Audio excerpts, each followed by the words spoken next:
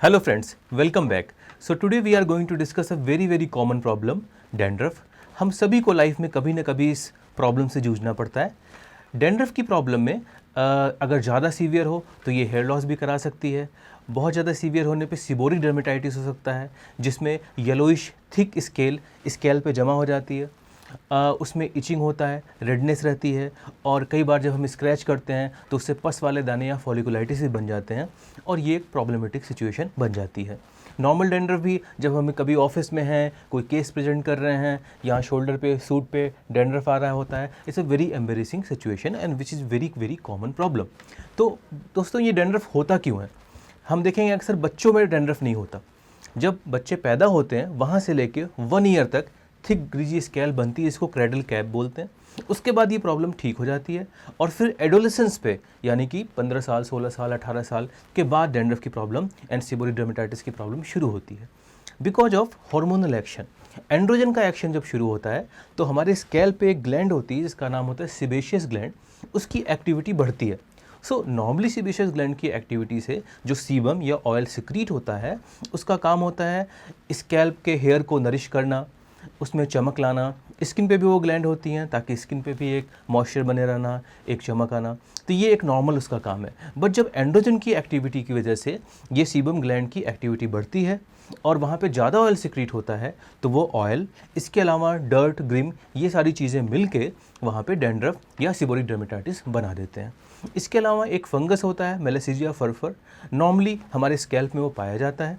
But जब इसका number बढ़ जाए तो वहाँ पे वो सीबोरिक डर्मेटाइटिस को बढ़ा देता है. तो ट्रीटमेंट पे हम आते हैं. ट्रीटमेंट के लिए क्या चाहिए? एक तो जो फंगस है उसके लिए एंटी फंगल शैम्पू चाहिए.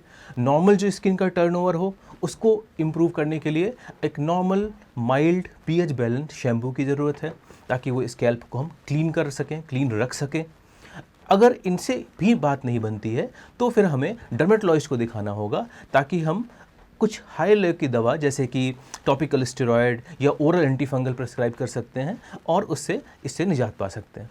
एक बात यहाँ समझने की है सीबोरिक डर्मेटाइटिस के लिए कि जो कॉजेस हैं जैसे सीबेशियस ग्लैंड की एक्टिविटी, स्किन का turnover, change of environmental changes, genetic, तो ये चीज़ें चेंज नहीं हो सकती, ये चीज़ें हमेशा बनी रहती हैं. तो इसलिए सीबोरिक डर्मेटाइटिस का क्योर नहीं है बट इसको हम पूरी तरह से कंट्रोल कर सकते हैं.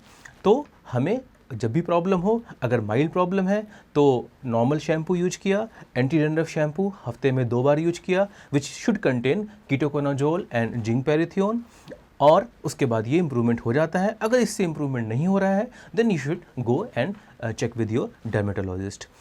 अब इसमें कुछ इंपॉर्टेंट टिप्स मैं बता दूँ जो ध्यान में रखने चाहिए. एक तो जब हम शैम्पू यूज कर रहे हैं तो इस शैम्पू को स्कैल्प पे लगाना है. स्कैल्प पे लगा के हल्के हाथ से मसाज करनी है और उसको 3 से 5 मिनट तक लगा के रखना है ताकि वो शैम्पू अपना एक्शन कर सके. दूसरा इंपॉर्टेंट बात है कि जब बाल गीले हों, डैम्प हेयर के साथ हमें बाहर नहीं जाना है, स्पेशली फीमेल के लिए, क्योंकि गीले बालों में ह्यूमिडिटी ज़्यादा होगी, डैंड्रफ होने का चांस ज़्यादा होएगा. हमें जो शैम्पू लेते हैं अगर वो मेडिकेटेड शैम्पू यूज कर रहे हैं तो उसके बारे में जो इंस्ट्रक्शन है वो भी पढ़ने की ज़रूरत है, क्योंकि कुछ शैम्पू को आप जल्दी वॉश कर सकते हैं, कुछ शैम्पू को आपको 3 से 5 मिनट के लिए रखने की ज़रूरत होती है.